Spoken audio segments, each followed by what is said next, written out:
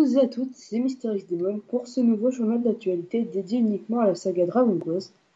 Bienvenue dans ce nouveau numéro de votre rendez-vous hebdomadaire, ou presque, puisqu'il arrive que nous ayons quelques complications ou des imprévus étant donné que nous sommes, je le rappelle, qu'amateurs. Après 2 semaines d'absence, votre rendez-vous reprend entre les études des uns et le boulot des autres, ou encore les vacances. Voilà donc pour l'introduction, passons au résumé. Compte rendu conférence Dragon Quest X du 28 avril prochain. Square Enix avait organisé le 28 avril dernier, lors d'un événement prévu au Makuhari Messe, organisé par Nico Nico Video, une conférence dédiée à la future mise à jour 1.4 prévue pour le mois de mai. Dragon Quest Monster 2, Tara's Adventure et Kobe's Journey 3D. En début, une rumeur venue des journalistes, en début de semaine, une rumeur venue des journalistes japonais parlait d'un brevet concernant d'un remake des deux opus de Dragon Quest Monster 2, Kobe et Tara. Côté reportage, Dragon Quest X en partie responsable des Battlemen de Square Enix. Square Enix fête l'année du Battlemen pour les 20 ans de ce jeu de rôle. Square Enix vient de publier une transcription en anglais de sa réunion tenue avec les investisseurs qui revient sur les pertes extraordinaires de la firme sur le dernier trimestre qui ont entraîné la chute précipitée de son PDG, Yoichi Wada. Nous en reviendrons dans ce journal. Steam Noeda au parc d'attractions de la foire du printemps. De nouveaux manèges pour cette troisième semaine spéciale foire du printemps dans Steam Noeda, Dragon Quest 7 3DS Edition, la quête hebdomadaire. Chaque semaine, Square Enix propose une ou deux quêtes hebdomadaires que vous pouvez découvrir au village des immigrants que vous aurez débloquées en cours de jeu. Les goodies de la semaine, votre rendez-vous habituel des sorties de la semaine des produits Dragon Quest. Une conférence pour la sortie de la mise à jour 1.4 de Dragon Quest X. Comme nous en avions parlé, un grand événement s'était tenu au Makuhari Messe, lieu habituel des Jump Fiesta Tokyo Game Show, organisé par l'organisme en charge de Nico Nico Video, site de streaming. Square Enix avait organisé une nouvelle conférence dédiée à Dragon Quest X le 28 avril prochain, de 13h à 14h, heure japonaise, pour y annoncer en grande partie tout ce qu'il y aura à savoir sur la mise à jour 1.4 à venir au courant du mois de mai. Nous allons donc revenir brièvement sur le sujet. Dolbor, le véhicule de flottement inventé par les Nains. Pour le carburant, il vous faudra soit en ligne lors des quêtes, soit en acheter au magasin. Vous pourrez utiliser 500 grammes pour 30 minutes. Réorganisation des quêtes en équipe et amélioration sur le dispersement des points d'expérience au sein de l'équipe, mais aussi la possibilité de débloquer des uniformes à partir d'un certain niveau. Utilisez plusieurs éléments à la fois comme 8 herbes à la fois. Lorsque vous quitterez le jeu, vous serez automatiquement inscrit au bar du voyageur. Nouvelle histoire, village de Gakepuchi détruit. Vous pourrez bien sûr en savoir davantage en allant retrouver le live de la conférence sur notre chaîne Dailymotion ou sur le forum Dragon Quest du Royaume. De plus, sachez qu'à 15h heure française le mercredi 8 mai, vous pourrez retrouver le Famitsu Live spécial Dragon Quest X en live version 1.4 pour en savoir un peu plus encore. La rumeur de la semaine. Le jeu Dragon Quest Monster 2 pourrait revenir en tant que remake sur la console Nintendo 3DS, dont le titre fondateur de la série sorti sur Game Boy Color au Japon dans les années 2000, offrant pour la première fois deux opus, un mettant Kobe et l'autre la sœur Tara, sur une île dont leur but original étant de devenir dresseur de montres, sauf que cet opus est le premier à proposer un mode multijoueur en local dans le monde de Dragon Quest. Rappelez-vous, en mai 2012, sorti sur 3DS, sorti le remake de Terry's Wonderland 3D, initialement sorti en 1998 au Japon sur Game Boy Color. Le jeu est toujours sans nouvelles en Europe, mais patience, le 3 est pas loin. Les rumeurs de cette nouvelle révision de la série viennent des médias japonais et journaux, se posent dans le système des brevets de la marque Hiru, Haruka, Nofushigi, Nafushigi, Nakabi. Hiru et Luka sont les noms des protagonistes de Dragon Quest Monster 2. Le nom japonais signifie Tara's Adventure et Kobe's Journey. Dans la version occidentale, les protagonistes du jeu original ont été connus comme Tara et Kobe. Côté reportage, cette semaine notre reportage sera sur l'année du Battlemen qui fête ses 20 ans en mai, l'occasion de revenir sur le sujet. Ce reportage vous est présenté par Kazugamer 2.2, puisque votre chroniqueuse préférée, à savoir Kadirin, avait un petit contretemps cette semaine.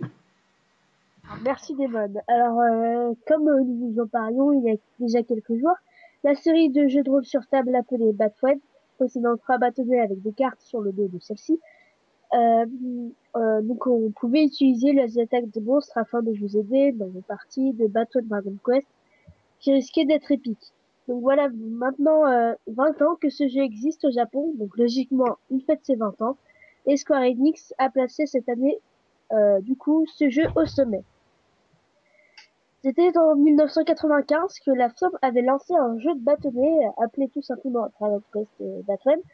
Depuis, cette série de jeux de table s'est démocratisée et a atteint le niveau de Grand Prix depuis l'arrivée de Dragon Quest Monster Joker.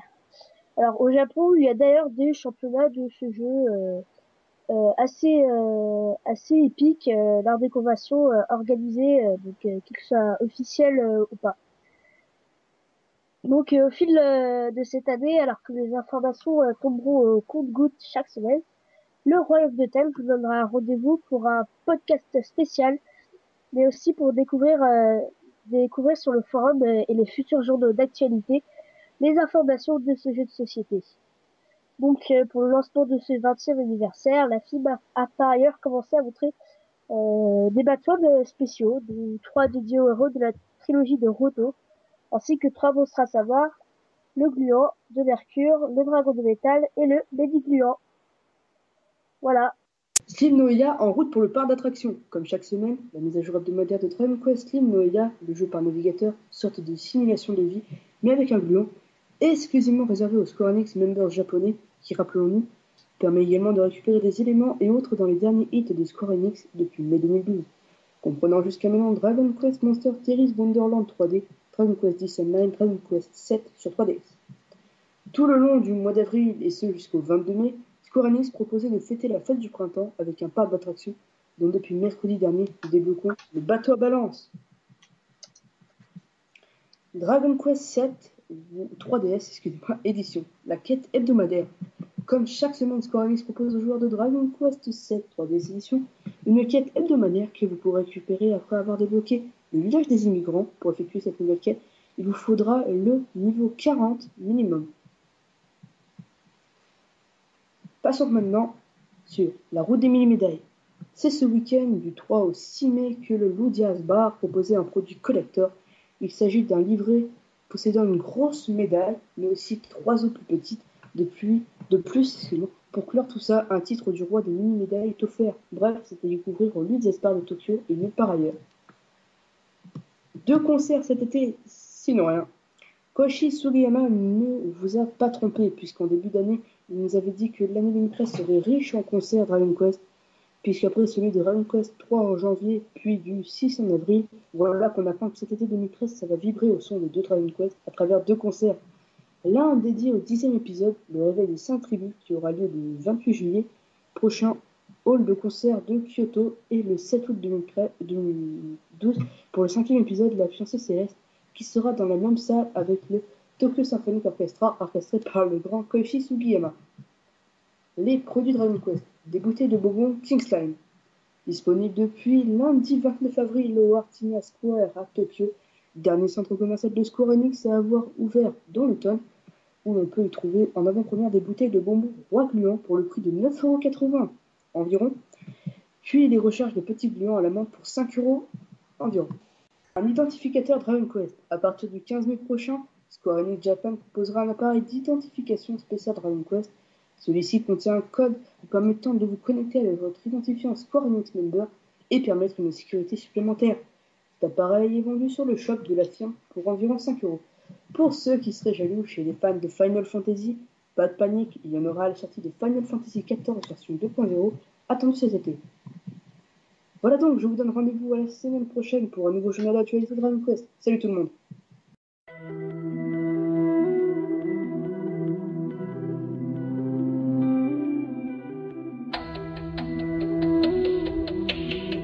Et c'est l'heure de votre tout premier rendez-vous d'après-journal d'un genre nouveau. Découvrez l'encyclopédie du monde de Dragon Quest. Encyclopédia. Donc il y a le Dollboard. Aujourd'hui nous présentons le Dollboard. C'est une machine inventée par les nains de l'île d'Ouachaka sur le continent d'Astoltia. Cet engin permet de planer au ras du sol et faire gagner pas mal de temps sur les trajets grâce à un carburant qui peut tenir 30 minutes environ.